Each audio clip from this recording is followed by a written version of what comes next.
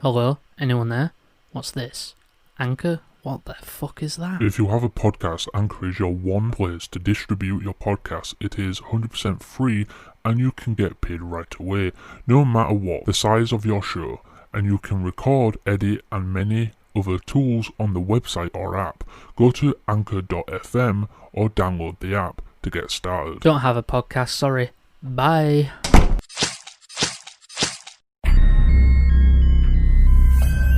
This episode is brought to you by the Slash and Cast Podcast Network.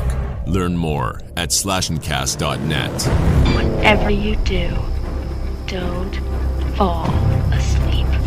Have you checked the children? I am the devil, and I am here to do the devil's work. We all go a little mad sometimes. Hi, I'm Chucky. Wanna play? Boogeyman is real, and you found him. Don't you blame the movies! Movies don't create psychos! Movies make psychos more creative! Hey, welcome back to Slash and Cast, the podcast where we talk horror and nothing but horror, and brought to you by the Slash and Cast Podcast Network. How you doing? Nice day. Hope you are having a good day. If you're wondering why on my YouTube channel, social media, this is audio only with some photos and whatnot, and on Spotify, this episode was recorded yesterday. On my YouTube channel. This was recorded yesterday as a session. I was actually a guest on another podcast called Radio for the Creeps with Matt, who actually was one of the people who worked on the Friday 13th video game. He invited a bunch of us on for Shark Week for the podcast, for his podcast talking about sharks, and we talked about Jaws and other things. So this was recorded yesterday, so there is various other people in here. Riley from Slash and Cast is in this as well, and other people too are here to talk about Jaws. So Tyler wasn't able to join us. I was the one who was representing our podcast. So yeah, hope you guys will enjoy this episode of Slashercast. And yeah, guys, hope you enjoy, and I'll see you at the end. Hey, everybody. Thanks for joining us on this bonus Shark Week episode where we're going to be talking about Jaws and probably a few other big fucking shark movies. My name is Matt Shotcha from the Radio for the Creeps podcast, and I'm joined by a panel of some of the top horror podcasts around that you may already be listening to. Without any more jibber jabber, let me have my panel of guests here introduce themselves. All right. Hello, I'm Bailey from the We Came From Beneath the Sea podcast, part of the Slash and Cast Podcast Network. You can find us on Anchor, Spotify, Apple Podcasts, and pretty much anywhere else you consume your audio. Hi guys, I'm Brooker from the Mild Threat and Peril podcast. We're a relatively new, independent, deep dive-ish horror podcast. You can find us pretty much everywhere you can find podcasts, and on Twitter at Mild Threat Pod. Hey, it's Patrick Hamilton. I'm from the Kill by Kill podcast, available wherever you download your podcasts, and I'm so happy to be here. Hey, my name is Riley. Part of the Slash and Cast YouTube channel. Have a handful of shows like that to make every death count, and of course run the Slash and Cast Podcast Network. Glad to be here, man. I'm Jordan, but also go by Slasher, and I run the Slasher Cast podcast and YouTube channel Slasher Media. You can find us wherever on audio places. Wherever on audio places. Well said, my dude. So, the goal of this bonus episode was to try to pull in a bunch of horror podcasters. I mean, when people started, first reacting with the idea of the bonus episode, I know, Riley, you were one of the first ones to be like, I'm going to pass the word around. And then Bailey jumped in. As soon as I saw Bailey jump in from We Came From Beneath the Sea, I was like, well, this is going to be great. Like, we got Shark Week Gold going now. So, before we jump into the film Jaws, are you guys big fans of Shark Week, or do you keep it mainly to like shark related horror? I no longer really have like cable television, right. So my Shark Week tends to be very limited. But definitely Jaws, like every Shark Week, it's always at the top of the list, has to be there. I find one of the cool things about Jaws that, number one, Jaws is obviously it's a great movie, and it's a movie that I watch frequently. But one of the cool things about it is there's so many different beats where like I find an excuse to watch it. Right, like July 4th, I'm like gotta watch Jaws, and then like Shark Week, I'm like gotta watch Jaws. You know, and it's like. So has anybody here or your respective podcast, or have you been a guest on any podcast where you guys have covered Jaws? I mean, I feel like that's kind of a pretty good like no-brainer horror movie to cover on a horror cast. Has anybody done one yet, or? I have not dived into Jaws. No, not yet. really. No. Yeah. My podcast is like fairly new, so Right. And we cover more slashers than all because we're big slasher fans. Right. Well, you know, I did notice that when I was checking out We Came From Beneath the Sea. I was like, okay, well they probably have like tons of like, you know, big shark reviews or big shark, you know, movie chats in their podcast lineup. And Bailey, I have to ask you, what's with all the Friday the 13th? I don't know if that's all right. That's a lake. That's not the sea, bud. Here's the thing. So, while our name is derived from the old 50s monster movie, It Came From Beneath the Sea. Right now, our focus is on covering franchises. Right. And we have discussed covering more monster films in the future, obviously, because I love monster movies. Right. It's just I wanted to cover some slashers because I feel like that's more. What's the word I'm looking for here? It's more in the status quo right now, I'd say. Yeah, it's very much like on the forefront of everyone's. I agree. Right. Yeah, it's very much on the forefront of everyone's mind with movies like Halloween and stuff.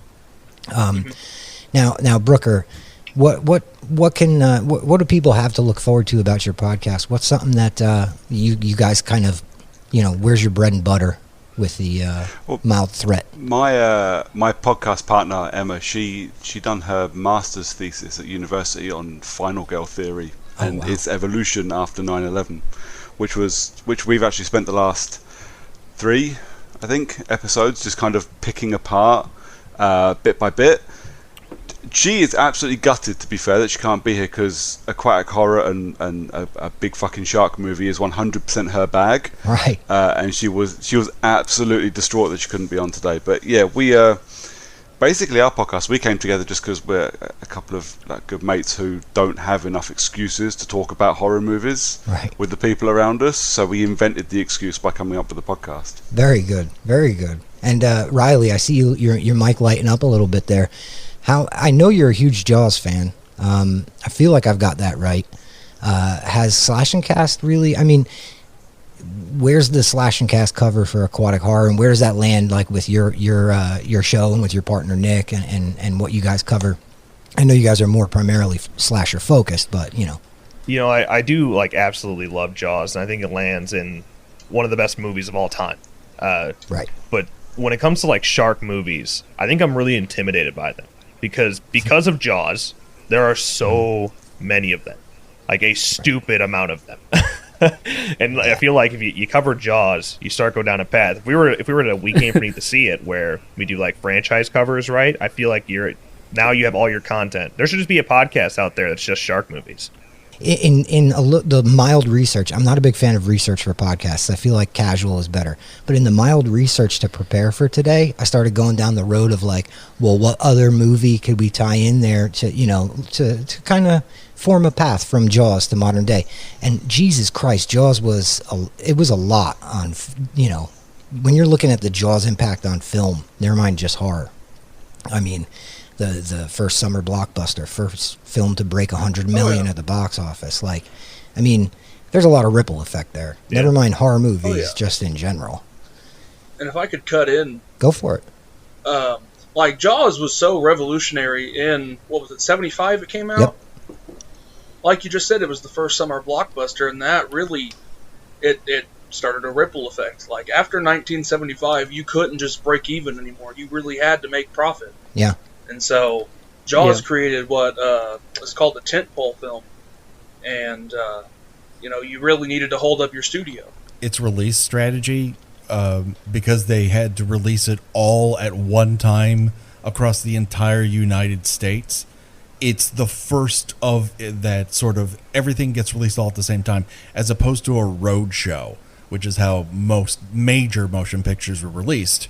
And so it absolutely changed everything about how a summer film launches. And consequently, everyone followed suit. Right. Yeah. One of the things that you guys definitely kind of already touched on, the idea that being a tentpole film, being a film that kind of, like you said, the concept of breaking even, not being enough anymore. I think that there's a lot of cases to be made for, because of the blockbuster angle, there's a lot of cases to be made for films that we see now that are just like these fucking mega hits that come out, that just destroy, that they're all somewhat kind of impacted by Jaws. And it's definitely had its impact on box office in terms of when you release, the idea of, well, we've got this shark movie about 4th of July in Amity, so we're going to release it in the summer, and then, everybody's out of school, so it's the summer movie, and we're just raking in dough. But, even aside from that, though, there's actually, I was trying to pick, outside of Jaws, this is probably a good time, let's cover this real quick. Outside of Jaws, what's everybody's favorite, either big, we've said big fucking shark enough where I think that's kind of becoming a tagline, like a byline of this episode. So what's everybody's favorite big fucking shark movie aside from Jaws? And I mean, you can feel free to say Jaws 4. We might laugh at you, but yeah. Shark Tale. Shark Tale, right. Shark Tale. That's amazing. I really like The Great White. For me, it has to be 47 meters down. Oh, yeah, definitely. That's a great one. And great one. One of the things I loved about that one, you notice that entire film is based around the concept of somebody's, down on the floor of the ocean. They need to go right there, like to the boat, but they can't. And that idea of, I always love that concept of, it's like right there. You can almost reach out and touch it, but there's this big, unstoppable force in between you and it. And I mean, that it just gets rid of that safety net. Yeah, absolutely. And it's a great flip on the one-room set, or like when Castle Productions was up and running in the late 90s to early 2000s, they would have these one-set horror films like House on Haunted Hill. And you would spend all your money on one giant set. Oh, yeah. This even reduces that further. You're spending your money on one location, and you don't have to go anywhere else. And it really focuses the film on driving home those two people in danger and everyone above them trying to get them out of danger. And you immediately know what's in between. Yeah. Perfect. Right. Yeah, and I mean, in a lot of ways, I'm sure it wasn't a cheap film to make, but in a lot of ways, that's pretty minimalist. And, you can even draw lines to, like, as you were saying, the one-room sets, films like Saw and everything that managed to keep budgets down by functioning in essentially a room, save for some shots and things like that. It is definitely a pretty cool play on that. What's some other folks' big? It's a short jump though, isn't it? From like 47 minutes down to, let's say, The Shallows, which was very similar. Yeah. And had the environmental elements in there as well. Which, while it wasn't the greatest film, it was pretty tense. Or I got to admit, one of my favourites, I watched it again this morning, was Deep Blue Sea, because it's basically a slasher with a shark. Yeah. Oh, it was great. Yeah. The Shallows is my stupid favorite. As it was. Shallows? Since you brought it up, the Shallows, I think, is one of the very few shark films that matches Jaws in terms of suspense. And that's why I like it. It's a slow-burning movie with a lot of suspense. And, yeah, it's my favorite outside of Jaws. Absolutely. Shallows is a solid one. Shallows also kind of has like that, if I'm not mistaken, it kind of has that like cat and mouse kind of feeling to it, where you're constantly waiting for that moment, for the cat to strike kind of thing. We got to kick it to Bailey now, though, to live up to the name. Bailey, from Beneath the Sea. From Beneath the Bailey, what's your favorite big fucking shark movie, bud? Well, I was going to say a joke, and I was going to say Sharknado, but that is a guilty pleasure of mine. But if I had to say my favorite big fucking shark movie, it's got to be Deep Blue Sea. I mean, I saw that when I was pretty young. I think I saw that before Jaws. Oh, nice. And the idea of, scientists trying to make an apex predator even more of an apex predator is pretty fucking wild. Yeah. And so, you got Sam Jackson, you got Thomas Jane, who went on to be the Punisher. It's just a decent flick to sit down and watch with your buds. I mean, a lot of these are going to be kind of popcorn movies, right? I mean, while you can see some things in there that are kind of flashes of like, I don't want to use any kind of shitful term here, but you know, there are some flashes of like really interesting narrative elements and design that make them, you know, the cat and mouse elements and things like that that make them a little heavier. Ultimately, all of these are what they are, and that's big shark movies, right? So, you know, to be able to sit on the couch and mellow out and eat some popcorn with it. For me, though, I have to say that one of the ones that I really like, and it's not a big fucking shark movie, it's more like a movie about sharks, but The Reef was a great film, an Australian film, and one of the things I really kind of found interesting about it was the idea that, you know, it's very much like a slasher as well, in the respect that you have a group of people that are being picked off one by one, trying to escape from a situation or escape from an environment that's dangerous, right? And you know, the sheer fact that, you know, there are moments in that where you see that, you know, I don't want to spoil too much, but you see like a fella like leaving the group. You know, everybody knows from watching shark movies that you should huddle together and form a ball. You know, I mean, Quint even says it about, you know, the sinking of the Navy ships. You know, everybody tried to get together and huddle up so that they wouldn't be hurt. You see somebody break from the group and you're just kind of watching and the tension building and all that. I thought The Reef was really well done in that respect. But they all owe a nod to Jaws, right? Oh, yeah. They all owe everything, because Jaws creates the language, that the film language that wasn't there before. So they're all borrowing to a degree, or they're trying to, quote unquote, not be your daddy's Jaws, which can get irritating or not. I would only throw in, just because it's slightly outside of the shark realm, but I would throw Alligator into this mix. Alligator is one of those movies that takes the concept of Jaws and then transforms it into an on-land situation, and it's just so grindhousey, and it's just so beautifully just mean to a degree that Jaws can't, or at least Jaws tried to soften the blows as it went on as a franchise. So I would throw that into the mix. I love it.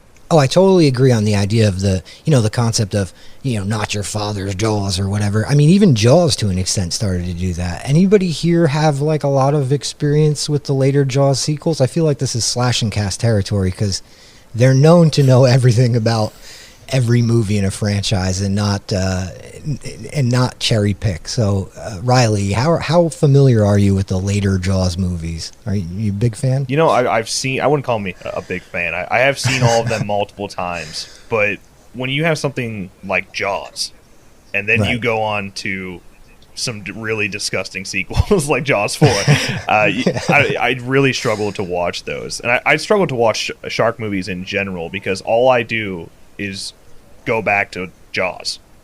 Right. And like when you can't, nothing really matches it. I struggle to get through any of these other shark movies. That's why when something like The Shallows came along, where it brought something unique to it, I enjoyed it. And I enjoy like Deep Blue Sea as well. And Sharknado is a good time. I'm glad Bailey brought that up, because I was really hoping somebody would say it.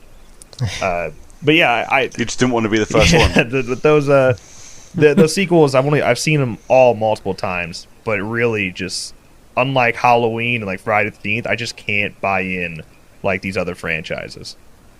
Sure. Yeah. Brooker, you were going to say something there on Sharknado? Or are we going down the Sharknado route? No, I was going to say, nobody wanted to be the first person to mention Sharknado. Sharknado is a shitload of fun. I've got no... They're background noise to me. I can sit and watch them anytime and just watch shitty CGI sharks trying to eat Tara Reid. I can relate to that. It's all good. Yeah. There is something to be said about that too. When you grab a bunch of horror heads together and you're like, we're going to talk about shark movies, everybody's kind of like, oh God, don't bring up Sharknado, don't bring up Sharknado. And then as soon as somebody does, it's fuck like, that. Bring up Sharknado straight away. Yeah, Great do movie. it. Yeah. You know what's funny? Again, I think I actually like those type of shark movies more after Jaws, because they're not trying. When you have a shark movie that comes along that's trying to be Jaws and compete with Jaws, they're always going to lose, and then I lose like respect for it. That's how it feels anyway. Sharknado didn't give a shit and just kind of went and threw it at you, and it's a lot of fun for that reason. Right. It's kind of like the concept of like, if you're standing next to like Mother Teresa and you're like, well, hey, I shared my cookie earlier with somebody. So like same thing, right? You know, and you're like, you can't, you know what I mean? You have a certain level of excellence with Jaws. Plus the benefit that Sharknado has is that it's trying to be a disaster movie more than it's trying to be a Jaws movie. So it very rarely even comes close to all the tropes that Jaws has. It's not in the water. You're not seeing things from the shark's point of view. It's much more a disaster film that happens to feature sharks as opposed to a film where they're like, shark, shark, and pointing at the water. Right. It wins from that differentiation. Absolutely, yeah. You know, I'm certainly not one to hate on the popcorn movie, and I keep going back to that term. It's just my shortened way to say it, you know, without feeling like I'm insulting anything. And I'm loath to be the one to be like, oh, come on, you know, blah, blah, blah. I like a lot of, kind of definitely like Brooker said best, popcorn kind of background movie, you know, throw it on, whatever. If you miss 10 minutes of Sharknado, you're not like, oh shit, I got to rewind it now. You know, like you can pretty much jump right back in, you know, and it's definitely fun for that. One of the things, though, getting back to the topic of Jaws and something else that I definitely wanted to try to talk to you guys about was, obviously we talk about horror, so we talk a lot about, and being horror fans, to us, the things that scare us are not a deterrent or in any way really, you know, a negative. Like we don't watch Halloween and then say, I'm not going out, you know, trick-or-treating, or, you know, we don't watch Friday the 13th and say, I'm never going to camp again or going to the woods again. Like we kind of like embrace that danger and terror aspect of horror films. And that's part of what I think a lot of horror fans find in horror. So there was definitely some negative impact, though, with Jaws, which ties in well with Shark Week. A lot of people are critical about Shark Week because there's this connotation to everything that you're seeing that, oh, you know, be afraid, be very afraid. Mm-hmm. Do you think, though, I'm just going to kind of float this one out to the group. Do you think, though, that things like Shark Week, they have such an attachment with horror fans because of that, because we're used to seeing the thing that scares us and embracing it and running with the ball, as opposed to being like, I'm never going swimming again, you know, or kill every shark, you know? What are you guys' thoughts on some of those kind of things? Yeah. So, as I'm sure all of you in this call know, Jaws actually deterred a lot of people from swimming for a long, long time. Oh, yeah, absolutely. But I would say, as somebody who loves sharks are exploratory creatures. Most attacks are, you know, exploratory bites. They're not going to kill you. They just want to see what you are. I think Shark Week actually has brought more positivity and education into sharks. The polar opposite of what Jaws did, where people were like, yeah, fuck sharks. We don't want those anymore. Yeah, I mean, Shark Week definitely does try to, and more so later. You know, in the earlier days of it, it was a lot of sensationalism. You know, like, sharks, big teeth. Look at all this. Look at it eat a seal. You know, and like now it's grown more scientific, and there's a lot of cool things that they do. You know, donating to, you know, ocean research and preservation and things like that. But you know, you can't. There's a certain thing that maybe us at this table can't see, because we see something scary and we go, ooh, all right, more. You know, but you can't deny the fact that, like, you know, cold, black, dead Michael Myers eyes coming at you in the water with razor teeth. I mean, that's a thing. Slasher media. Jordan, I think you had something to kick in there. Let's hear from you. I think for me, with Jaws, is what went into making it, with all the stuff that happened on set with the shark, with the robotic shark breaking all the time, and also the fact that I think mostly it gets you afraid of the water because you don't really see the shark that much in the movie, so it's more to do with making you more afraid of water than it is the actual shark. But when you see the shark, you are batshit going, get me the fuck out of here. Right. You know, and that's the thing too, right? The whole point of the mayor, right? Mayor in Jaws? Mm-hmm. Yeah, mayor in Jaws. Yeah, the mayor. Yeah. The whole point of him saying, we're going to open the beaches is, you know, that concept of, you know, the town thrives on the tourism and all of that. And so just simply being afraid of the unseen, unknown kind of, because at the point where he's still fighting the idea, nobody's seen it. Really, nobody, if I'm not mistaken, Riley's probably going to kick my ass if I'm wrong here because he's going to jump in with that knowledge. But right, isn't the shark not seen by anyone living until the orca expedition? The shark itself is seen in the pond. Yeah. When that happens. Otherwise, no, it's not until they're out. You don't see the face of the shark until then. Yeah. Yeah. So, part of the magic of the Jaws blockbuster and that kind of secret ingredients that all make up the whole was the shark being broken, and not functioning right. And so, less of it, seeing less of it and being afraid of, the water, being afraid of, but, one of the things that I definitely have to say though is when you watch Jaws all through and through, I don't know that I feel like I'm watching a horror movie. Now, I know this may upset some horror fans, but, and Riley, you had mentioned earlier, so I guess, I'll probably kick this question over to you first. You had just mentioned Jaws being a great movie, and personally, I'm of the same mind. I think that horror, not horror, none of that, like, certain films can transcend all of that genre stuff and all the other things and just be an impact in general as a film. How do you guys feel about where Jaws lands as far as horror film? I mean, obviously it's a horror movie, but any thoughts on that, Riley? We'll start with you. I 100% agree. Honest to God, I find like nothing about Jaws scary. It's more exciting. It has that like suspense thriller type of run, and I understand why it would have been so terrifying at the time. But because the genre has been so filled, and I think Shark Week actually is actually a good reason why we don't fear them the way we used to, because we have more knowledge of them. But yeah, like I find nothing really scary about Jaws. There's one moment that I think is truly creepy and is very effective that in terms of horror in Jaws, and that's when Hooper finds the body. When it pops up, like when he's swimming down underneath the water and the body comes out from the hole in the boat. I think that part is genuinely pretty freaky. But the shark itself, sure, some suspenseful moments, but really, I don't find it scary at all. I don't think it really fits the horror genre. You are right. That jump scare with the fishing boat or whatever. Yeah, that's a good one for sure. Brooker, how do you feel about Jaws as a horror film? Jaws as a film? Where do you think that lands? Yesterday was the second time ever I've watched Jaws, and it was the first time in about 30 years since I watched it. Because I don't remember liking it when I was a kid, so I just never went back to it. Right. But obviously this invite, I went, well, I best go and fucking watch Jaws again, hadn't I? Because this is going to be, even if I'm going to be the guy that stands there and hates Jaws, I'm going to have at least watched it again. Right.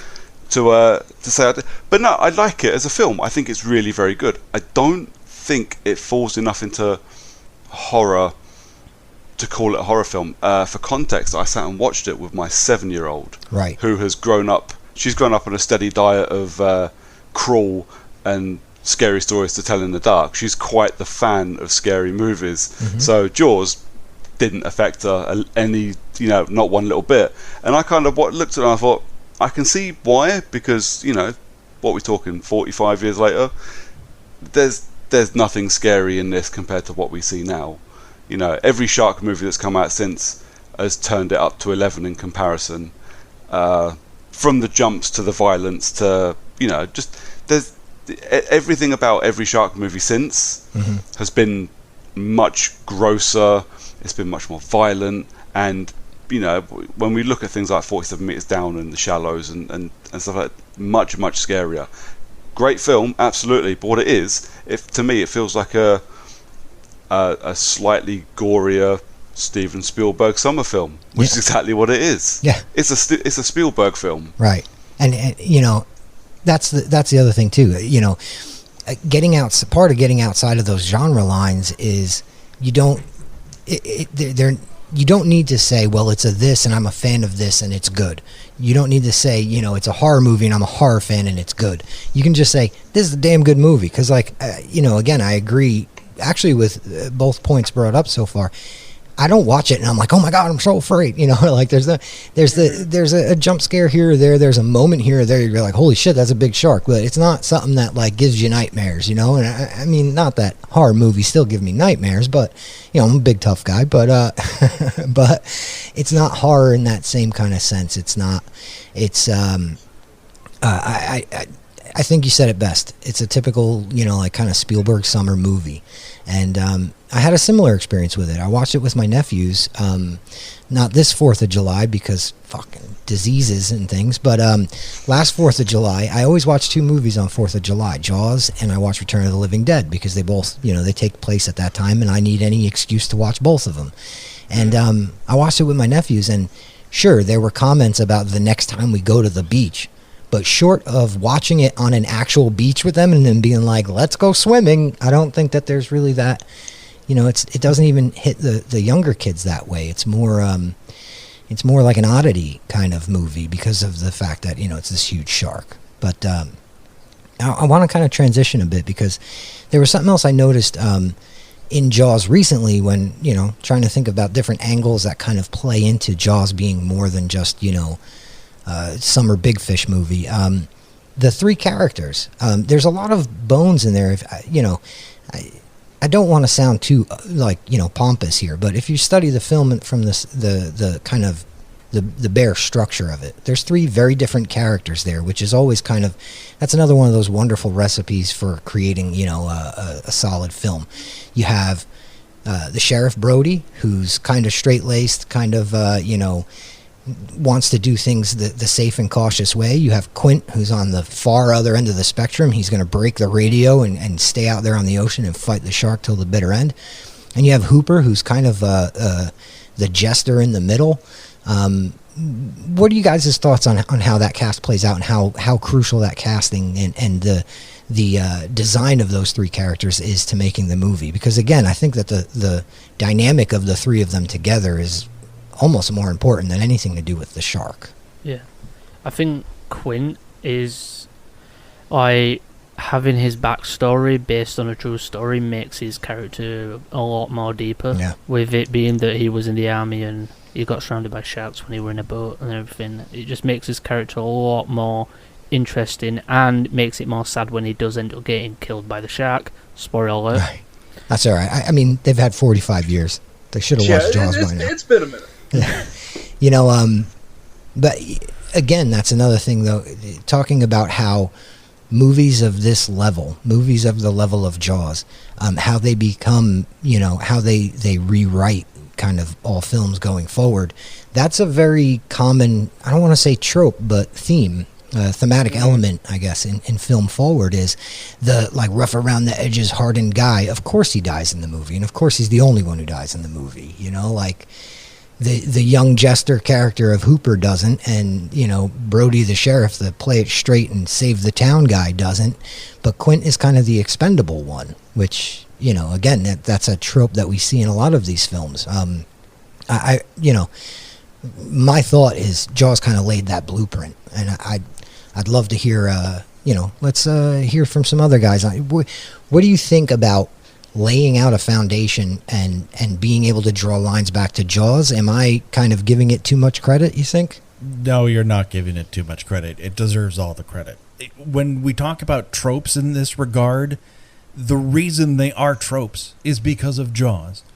And the reason why that dynamic works is because the bones are laid for all those characters. They have a distinct point of view, and they never release that point of view, and the sparks and tension of them rubbing off of one another is what amplifies the film beyond just a simple Moby Dick ripoff, because that's what a lot of these dynamics are in the book of Jaws. It is kind of a Moby Dick tale, and Jaws elevates that. Right. And to a degree, and I hear what you guys are saying in terms of its horror, but I also must stick up for it, since I probably have a few decades on a lot of the people in this group. In a theater full of people in the dark, not knowing what's going to happen, Jaws played like a horror movie. People screamed, people freaked out. And when you watch it in your home, devoid of that group dynamic, this is just what happens over time. You don't see revival movies with audiences full of people who don't know what to expect anymore. So you've all grown up on the dynamics and visual language of Jaws, and so when you see it, it seems like, oh well, I've seen this before, and it robs you of that. Yeah, and you can't help it. It's just true. But I promise you, at the time when the Kittner kid goes down in a gushing bloodgasm in the middle of the ocean, people screamed their ass off. So there is a dynamic, there is that component to it that you just have to accept. So, but I don't think that discounts anything that you all have said. Yeah, you definitely have a point there too. Kind of living post Jaws means knowing what's going on, but there's definitely some elements in there. And honestly, going back to, you had drawn a line, the Moby Dick movies kind of trope.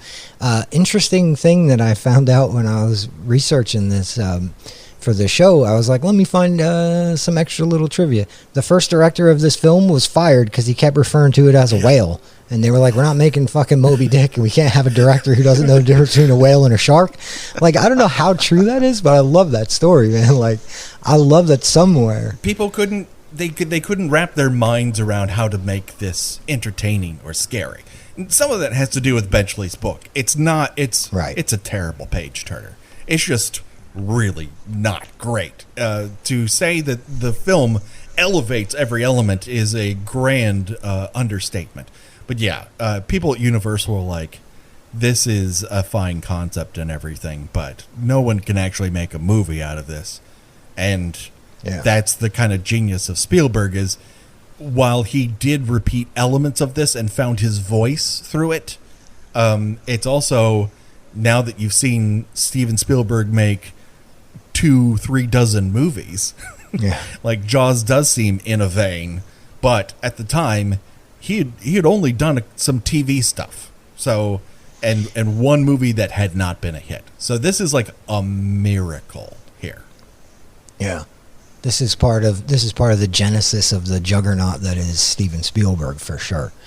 100%. Yeah. So this becomes his template then, doesn't it? Absolutely. As you said, I think it was you, Brooker, who said, it's a Spielberg summer movie, and it kind of becomes one more thing I did want to mention on the top. Somebody said the name Alex Kintner, and I can't hear the name Alex Kintner without thinking of the fact that the last name of the actor who played Alex Kintner is actually Voorhees. And me being me and you guys being into slashers, I feel like that's noteworthy.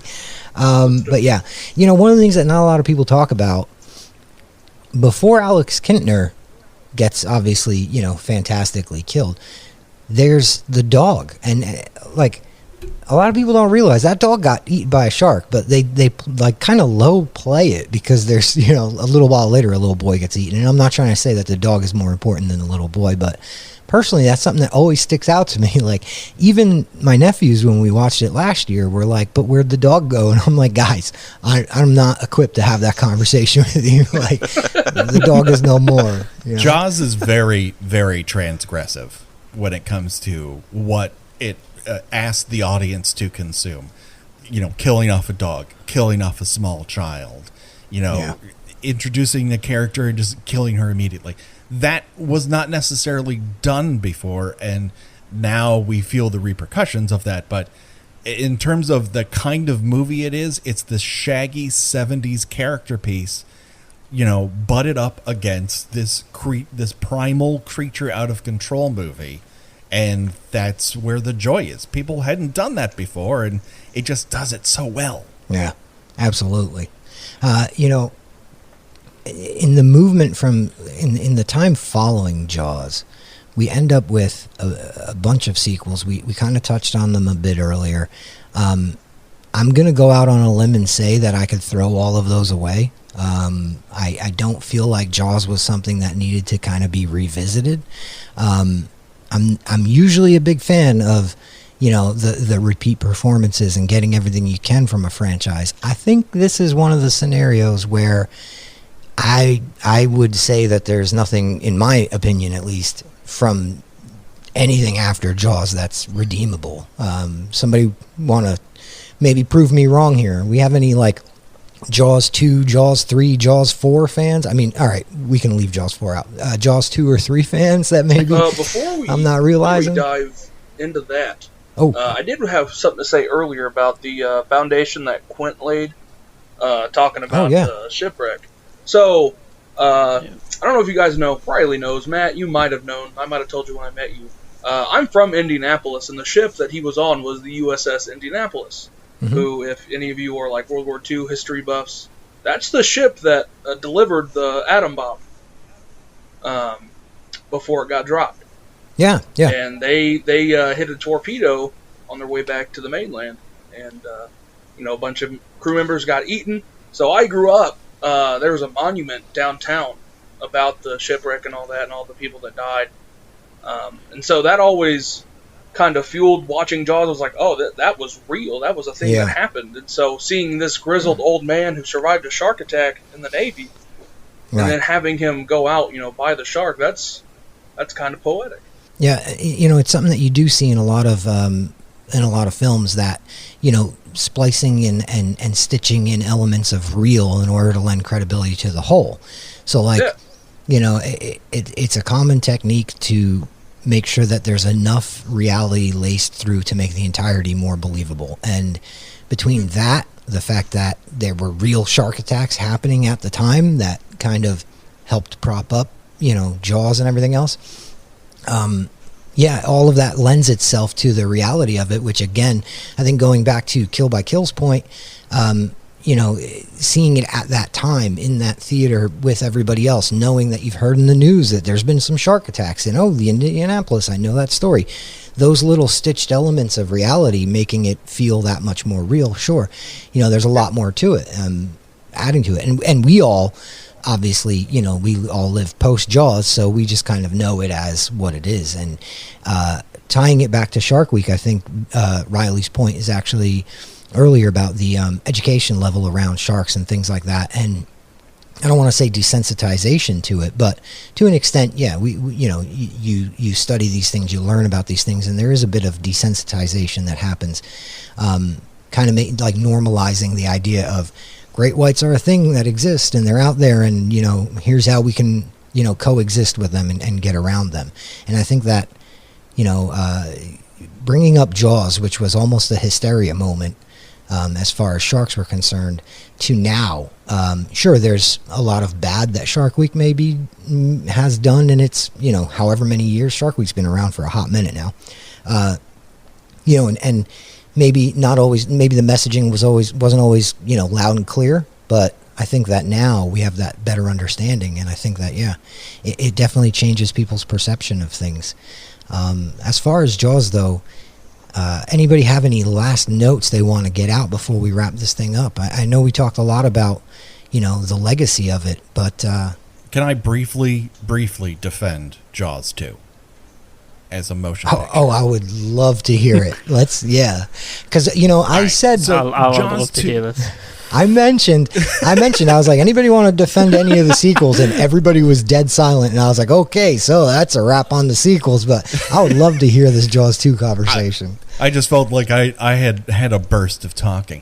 But I will say that Jaws 2 has slasher elements that I find compelling, and it does have one sequence that is worthy of comparison to the original, and that is the swim faster sequence, where a couple has split off from the main sailing group, and the shark knocks the boy out of the boat, drives the boat out about 30 yards, and he has to swim back. He does not know there's a shark behind him, but his girlfriend does.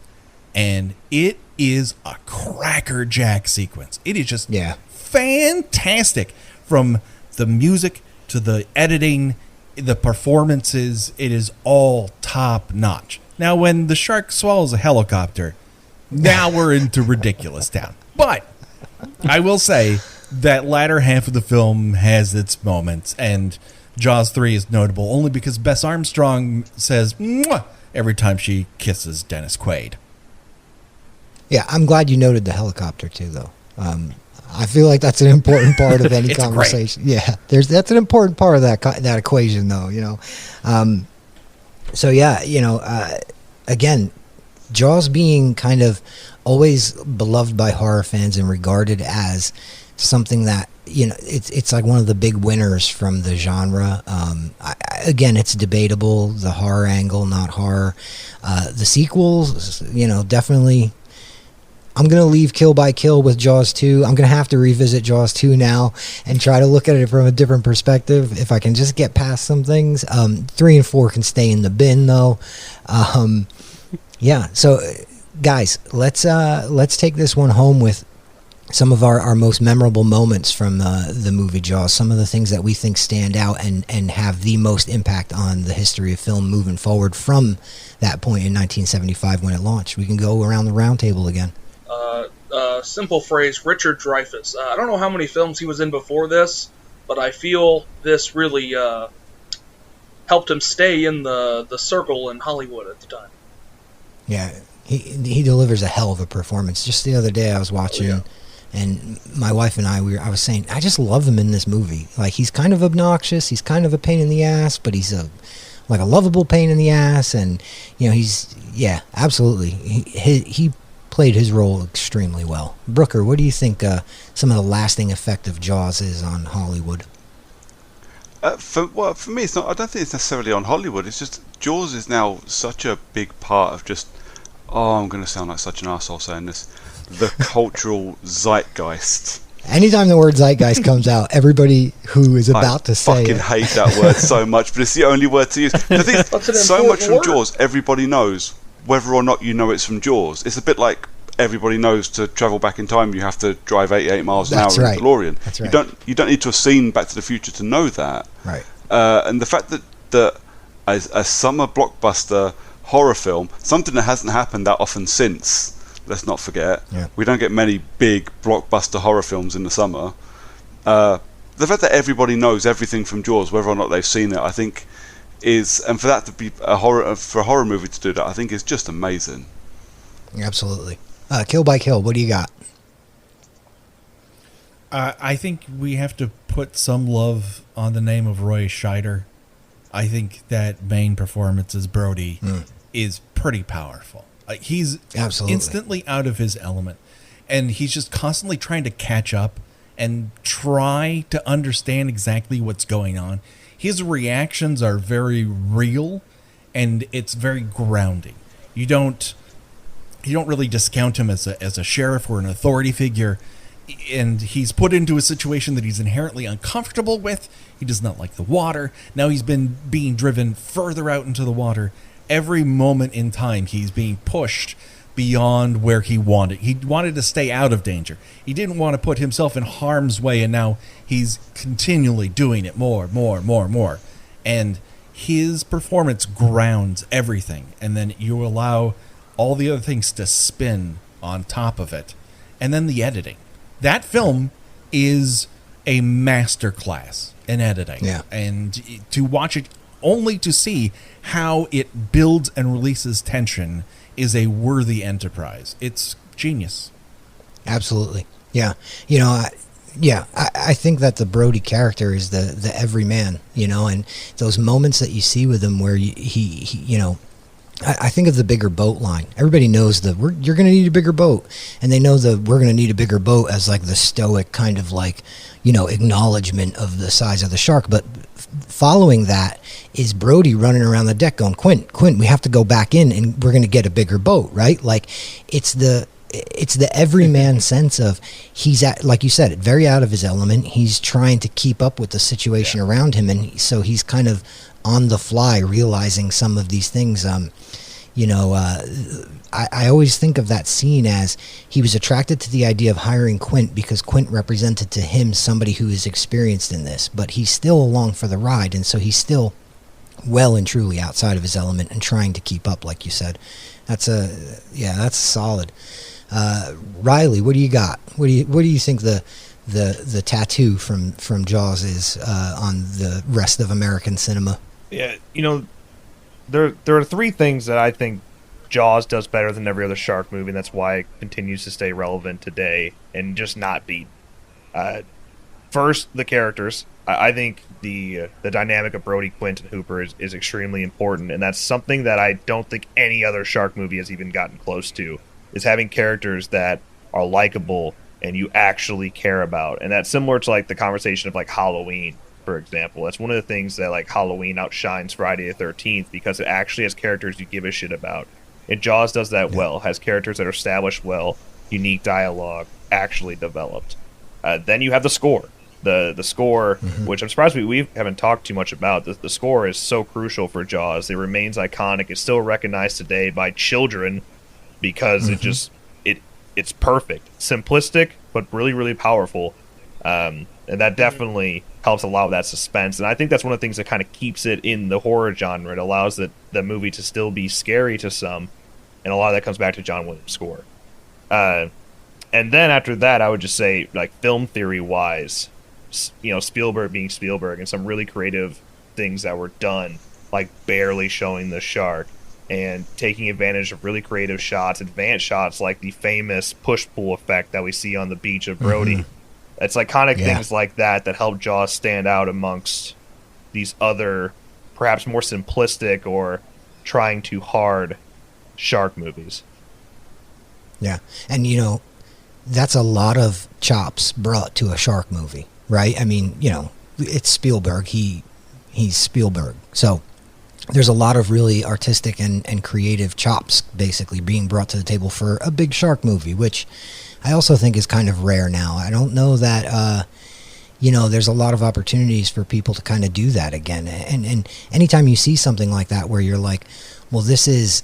And I'm dancing up to the line of saying something with the word elevated in it, and I'm trying really hard not to, because using the word elevated immediately triggers my gag reflex. I hate when people talk like that. But it is very much elevated because there is a lot of chops coming to the table in a movie like Jaws. And yeah, that push-pull, I was just talking to Wes about that the other day.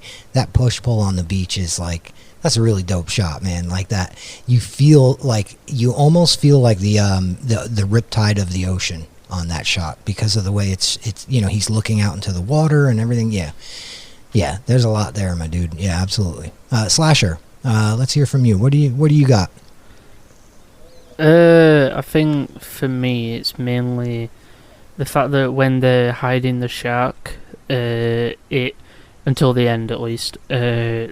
It plays it off as like you are the shark, and it's like showing how humans are instinctively afraid of something that they don't understand. Yeah. So they just don't understand why this shark is randomly going after people. So their first thought, okay, kill the thing. And it's obviously it's human instinct to fight back and obviously want to kill something that is killing you. Yeah, I absolutely think that there's something interesting there. Regardless of how they found their way to not showing the shark a lot, the fear of the unknown situation definitely ends up ringing true there. You've got this vast ocean where there's all types of things discovered and undiscovered out there, and no one really, even when Hooper comes to town and he's the expert, he doesn't even really have all the answers. But yeah, absolutely a great point. For me, I think the situation for me that I think stands out most about Jaws, you guys are all dead on, hit the nail on the head. Every point brought up 100% I agree with. So rather than just mimic or parrot anything already said, I guess one thing that I'd like to note that to me always seems to stand out about Jaws is just how real everything feels. And it seems like such a silly thing to say about a movie, but let's be honest, there are plenty of movies that don't manage to ground themselves, and they don't ever really achieve that level of reality that I think Jaws does achieve. You can identify with the situation that each of the characters are in. You can identify with the Brody sort of looking up to Quint as this kind of, this warrior with the sharks. You can identify with Brody looking at Hooper as the young spark plug scholar with the sharks. You can identify with his, fear of the ocean and fear of swimming and all of that, but how he has to overcome that in order to, save his town and his family, essentially. There's a lot of ties back to his kids and his wife about their experience on the beach and things like that. And, just all the little touches that go into making a movie feel real, if they're all stitched together well, the end result is it really feels like something you've experienced. And I think that, as simple as that sounds, there are so many movies, especially movies about big fucking sharks, that don't manage to feel real. And I think of little things like the scene with the wife following him to the ship and saying, "Did you pack your Dramamine? Do you have the zinc oxide for your nose?" Like those little moments that just make everything feel so real. I think there's a blueprint in Jaws that, a lot of films have either replicated or tried to replicate. And I think that, this has been a pretty rad talk about Jaws with a lot of people I highly respect. So I wanted to thank everybody for sitting down and kind of doing this. Before we call it a day, let's send it around the table one more time with some closing arguments on Jaws. Bailey, you got anything to say to the fans before we check out? Quick goodbye sign off. Spielberg was 27 years old when he made this film. That's still pretty young in the film world, and he busted out with a big film. And it shows still to this day. That's my thoughts on Jaws.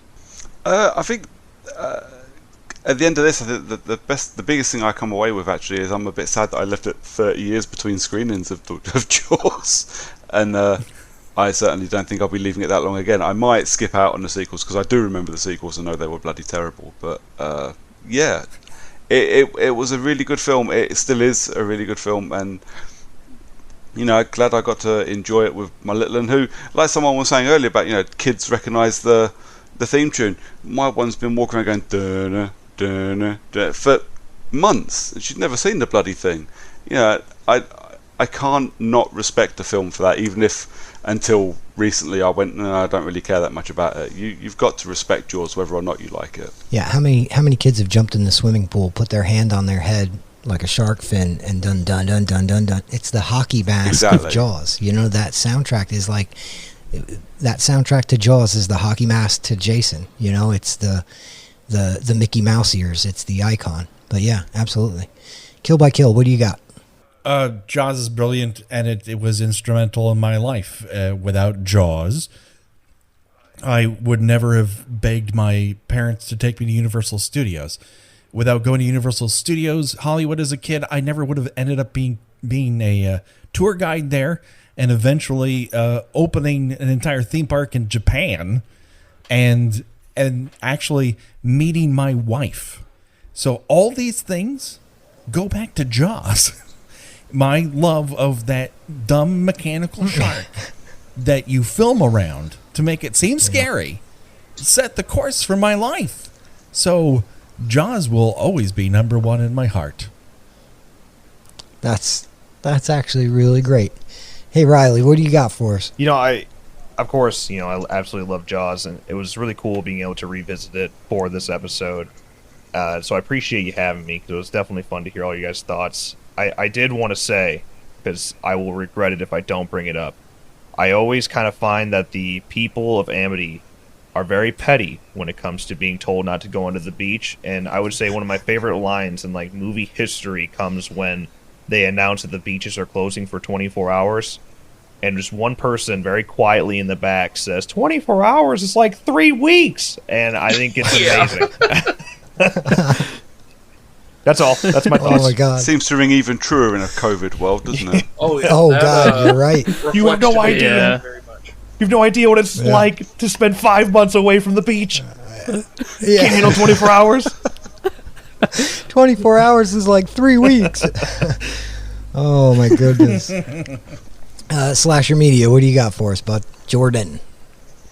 I think my favourite part of Jaws is definitely the part where the woman whose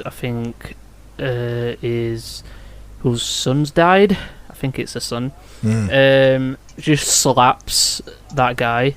That scene played a lot, just over and over again, is hilarious to me. Oh, it's hilarious to you. See, I have such a different takeaway from that scene. When I watch that scene, I always think about how much resolve Brody must have, because he's standing there right next to that scumbag mayor. Now, come on, let's be real. 90% of human beings would take that slap and then they'd be like, it wasn't me, it was him, immediately. You know what I mean? But to just, immediately. To stand there and I take agree. that. The mayor's just horrible. Oh, yeah. He deserved that slap. But, it's funny you bring that up, because that's something that I think every time I see that scene, I'm like, man, it would take a lot. I don't know if I have that kind of resolve to not spin around and be like, you see this dick? Like to that mayor. I would throw him right under that lady's, fresh out of the funeral bus, if you know what I mean. Guys, just as a little sign off, I just want to say that this has been a lot of fun. Thank you guys so much for hanging out and talking about it. I hope the listeners enjoy the episode, and I hope you guys enjoy Shark Week. Check out some more big shark movies. We've name dropped a few here, but just to recap, we've got movies like The Shallows, Open Water, The Reef, 47 Meters Down. I'm going to go out on a limb and say you could probably avoid 47 Meters Down uncaged. I think that it probably could have. I've heard it's shit. It's not that much of a limb, really, is it? Yeah. And you can also avoid Meg if you want to. Jason Statham is a god. Leave the Meg alone. I love the Meg. Leave the Meg alone. He's got a typical beer drinker's body, you guys. That's why I like him. Yeah, right. I drink beer, and I don't know, man. I have yet to see that. I think that. Oh man, I lost my train of thought there. Who directed the Meg? That's the Kill by Kill experience, everyone. I dismantle things. Who directed? Somebody said who directed the Meg. Wasn't it John Turtletop? John Turtletop, I'll never forget. I brought that up just for you, man. dude. That's amazing. Oh man. Yeah, so check out some of those big shark movies, hang out, have a good time, have a good Shark Week, have a great summer, all COVID things considered, and remember, 24 hours is like 3 weeks. So everyone, hope you enjoyed that podcast, episode 4, Radio for the Creeps, and we were all allowed to upload it as a bonus episode, so that's why it's up this week. So you guys, hope you enjoyed. Don't forget to like, comment, subscribe and all that good stuff, and I'll see you next time. Remember, keep on slashing, keep on watching horror, and don't forget this podcast is brought to you by the Slash and Cast Podcast Network, and I'll see you guys next time. Bye for now. Keep on watching horror, keep on slashing, and I'll see you horror fans later. Bye for now. Whatever you do, don't fall asleep. Have you checked the children? I am the devil, and I am here to do the devil's work. We all go a little mad sometimes. Hi, I'm Chucky. Wanna play? Boogeyman is real, and you found him. Don't you blame the movies? Movies don't create psychos. Movies make psychos more creative.